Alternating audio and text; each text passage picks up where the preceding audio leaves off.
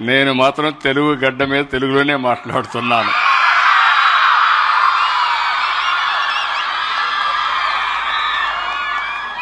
NTR education institutions వార్షిక వేడుకల్లో పాల్గొనడం చాలా ఆనందంగా ఉంది. ఈ రోజు ఇక్కడుండే స్టూడెంట్స్ కి, అధ్యాపకులకి, విద్యార్థులకు, ఎన్టీఆర్ ట్రస్ట్ నిర్వాహకులకు అందరికి కూడా మరొక్కసారి అభినందనలు, కృతజ్ఞతలు కూడా. దేనికోసం అంటే ఈ గండిపేటకు వస్తే నాకు చాలా గుర్తులు జ్ఞాపకం వస్తాయి.